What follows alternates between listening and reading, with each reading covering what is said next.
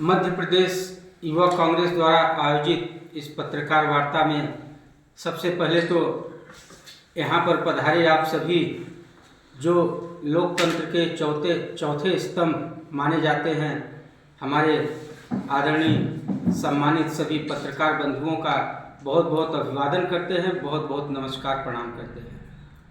आज की जो यह पत्रकार वार्ता रखी गई है, यह पत्रकार वार्ता एनसीएल के अमलोरी परियोजना में जो ओवरबर्डन का काम कर रही है कलिंगा नामक कंपनी, उसके खिलाफ रखी गई है।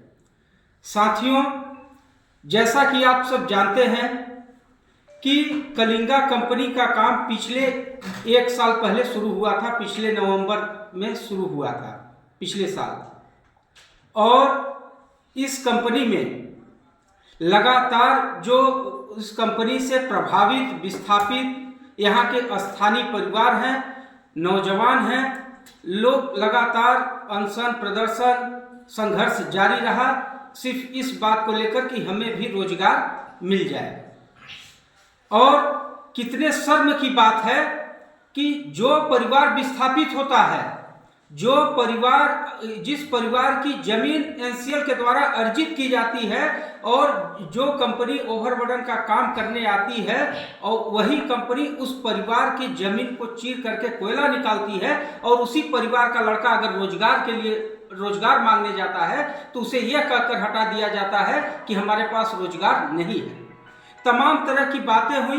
इन तमाम बातों को लेकर के पिछले साल जनवरी में, जो जनवरी बीत गई, जनवरी में एनसीएल अमलोरी परियोजना के जीएम, स्टाफ अधिकारी, समस्त एनसीएल के जितने भी अधिकारी हैं, वो कंपनी प्रबंधन प्रशासन के लोगों के साथ समस्त ग्रामीण जनों की एक बैठक हुई। सबको बुलाया गया, जितने भी उस क्षेत्र के पार्षद थे, सम्मानित लोग थे, सभी को बुलाया गया और हम सबको भी बुलाया गया था। हम सब लोग भी उस बैठक में थे। उस बैठक में ये बात हुई कि कोई परमानेंट ऐसा डिसीजन निकाला जाए कि कंपनी का काम भी सुचारू रूप से चलता रहे और लोगों को रोजगार की भी दिक्कत न हो। और उस मीटिंग की वीडियो भी हमारे पास है। हमने एक बात कहा था कि यदि आप वास्तव में, चूंकि यहाँ पर जीएम साहब, परियोजना के जीएम भी बैठे हैं, स्टाफ अधिकारी बैठे हैं और कंपनी प्रबंधन के भी लोग बैठे हैं, प्रशासन के भी लोग बैठे हैं, यदि आप सब ये चाहते हैं कि निश्चित तौर पर समस्या समाप्त हो जाए और सुचारू रूप से कंपनी भी काम करे, तो निश्चित तौर पर आपको सबसे पहले ये डिसाइड करना पड़ेगा कि जो कंपनी काम करने आई है उसका मेन पावर कितना है, और उसके मेन पावर के आधार पर आप जो विस्थापित गांव हैं, उन विस्थापित गांव के जो आपके पास बायोडाटा गए हैं बेरोजगारों के, उनको आकलन कर लीजिए। मेरा यह मानना था कि 50 से 60, लगभग 100 से ज़्यादा किसी भी गांव में बेरोजगार नहीं थे। और यदि आपका जो टोटल मैन पावर है, पहले आप इनको प्रायोरिटी के आधार पर रख लो, बाकी जो बचता है फिर जो प्रभावित क्षेत्र हैं वहां से लोगों को रख लो, फिर जो बचता है आप सिंगरौली जिले के लोगों को रख लो। इसके बाद जो आपके पास अगर जगह बचती है तो आप पूरे इंडिया से ले आकर के भर्ती कर लो, हमें कोई आपत्ति नहीं होगी और कंपनी का काम भी सुचारू रूप से चलता रहेगा। लेकिन वहां पर कंपनी प्रबंधन का जो एचआर था, विवेक मिश्रा, उसने कहा कि हमारा मेन पावर 600 का है। ये बात कब की है? जनवरी 2024 की। उसने कहा कि मेरा मेन पावर 600 का है, और उसके बाद आज नवंबर 2024 आ गया।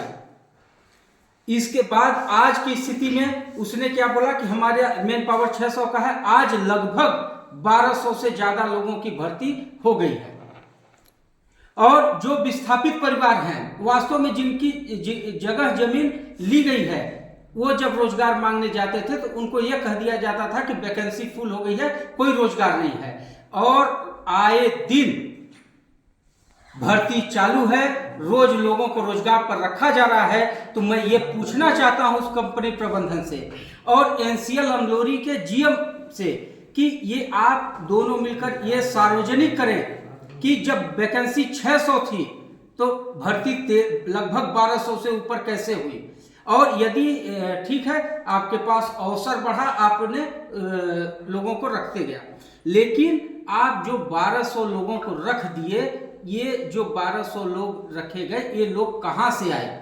आपको बता दें कि ये अगर इनका पूरा डाटा खुलवाया जाए तो अगर 20 विस्थापित परिवार के लोगों की नौकरी हुई है तो 200 बाहर से लोगों को ला करके नौकरी दिया गया है। और एक चीज आपको बता दें, दूसरी बात जो है कि हमारे पास जो शिकायतें, चूंकि मैं भी उसी परियोजना का विस्थापित परिवार से हूं और मैं चूंकि कांग्रेस की राजनीति से जुड़ा हूं, यूथ कांग्रेस की राजनीति करता हूं, तो लोग हमारे भी कार्यकर्ता हैं, हमारे भी गांव के लोग हैं, आसपास के लोग हैं, वो भी बड़े उम्मीद के साथ हमारे पास आते हैं कि भैया अगर आप फोन कर देंगे तो रोजगार हमको मिल जाएगा। हर आदमी ये चाहता है कि यदि हमारे फोन करने से आपका भला होता है तो फोन, लेकिन फोन करें किसको?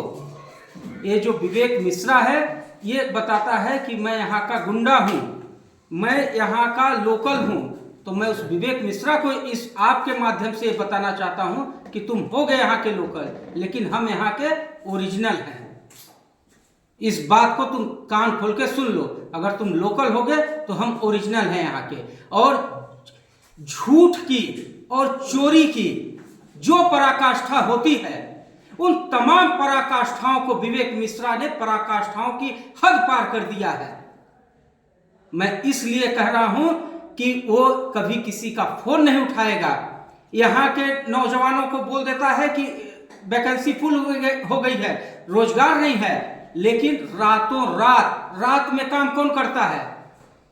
रात में 10 बजे के बाद किसका काम शुरू होता है? चोरों का काम शुरू होता है। और रात में भोर में बुला करके चोरी से बाहर से लोगों को ले आकर के भर्ती कर दिया जाता है और उन्हें यह कह दिया जाता है कि तुम हमारे कैंप में ही रहो, बाहर जाओगे तो हल्ला होगा। तो ये लोग किसके माध्यम से आ रहे हैं? बड़ा विषय ये है। और ये एनसीएल अमलोरी परियोजना के जीएम को और विवेक मिश्रा को इस बात को बताना पड़ेगा कि ये जो डिफरेंस आई, अगर 20 विस्थापित परिवार के लोग हुए तो 200 लोग अदर होते हैं। वो लोग कहां से आए, किसके माध्यम से आए? जगह हमारा, जमीन हमारा और गुंडागर्दी तुम्हारी। ब्लास्टिंग करते हो, घर हमारा हिलता है, धूल डस्ट हम खाते हैं, एक्सीडेंट में हमारा भाई मारा जाता है और गुंडागर्दी तुम्हारी। रोजगार के लिए तुम बाहर से लोगों को ले आकर रोजगार दोगे, हम ये कतई बर्दाश्त नहीं करेंगे। हमारी जमीन है, हमारा घर है, हमारी सड़क है। यदि रोजगार, अगर आपके पास 5000 रोजगार है तो 5000 हमारे सिंगरौली के लोग उस परियोजना से प्रभावित विस्थापित स्थानीय लोग काम करेंगे। तुम चाहोगे कि हम बाहर से लोगों को ले आकर रोजगार दे दें? हम नहीं चलने देंगे। इस संबंध में हमारी बात हमारे सम्मानित प्रदेश अध्यक्ष यूथ कांग्रेस के मितेंद्र दर्शन सिंह यादव जी से बात हुई है। हमने पूरी फाइल बना के उनको दिया है। आदरणीय हमारे प्रदेश कांग्रेस के अध्यक्ष जीतू पटवारी जी से इस बारे में हमारी बात हुई है टेलीफोन पर। उन्होंने स्पष्ट कहा है कि तुम प्रेस कॉन्फ्रेंस करो, धरना दो, जरूरत पड़ेगी तो हम लोग खुद सिंगरौली आएंगे और जरूरत पड़ी तो ये आंदोलन केवल सिंगरौली का आंदोलन, सिंगरौली के विस्थापितों का आंदोलन नहीं। इस आंदोलन को अगर जरूरत पड़ेगी तो मध्य प्रदेश युवा कांग्रेस और मध्य प्रदेश कांग्रेस कमेटी इस आंदोलन को प्रदेश स्तर का आंदोलन बनाएगी। और मैं एक बात कहना चाहता हूं कि 3 दिन का हम लोग वेट करेंगे, जैसा हमारे प्रदेश अध्यक्ष का आदेश हुआ है। पत्रकार वार्ता के बाद 3 दिन का समय इनको देंगे। यदि 3 दिन के भीतर ये सार्वजनिक नहीं करते हैं कि लोगों की जो नौकरी हुई कहां से हुई, और ये सार्वजनिक नहीं करते हैं कि आपने विस्थापित परिवारों को ये कहकर क्यों हटा दिया गया कि हमारे पास रोजगार के अवसर नहीं है, फिर आप भर्ती क्यों और रोज आप भर्ती कर रहे हो, तो 3 दिन के बाद मध्य प्रदेश युवा कांग्रेस एनसीएल अमलोरी महाप्रबंधक कार्यालय का गेट बंद करके जितने दिन बैठना पड़ेगा यूथ कांग्रेस बैठेगी। जरूरत पड़ेगी तो हमारे प्रदेश के नेता आएंगे। और इस बात को भी मैं बता देना चाहता हूं एनसीएल अमलोरी के जीएम को कि कलिंगा कंपनी की वजह से आपके भी काम को रोकने का काम करेंगे, क्योंकि आउटसोर्सिंग कंपनी को माइंस प्लान एनसीएल करके देती है। आपके नाक के नीचे इतना बड़ा घोटाला चल रहा है, इतना बड़ा अत्याचार हो रहा है यहाँ के प्रभावित विस्थापित परिवार के लोगों के साथ, और आप मौन बैठे हो। इसलिए आपका भी काम बाधित करने का काम यूथ कांग्रेस करेगी। अच्छा, कंपनी में सुनने को मिलता है कि कंपनी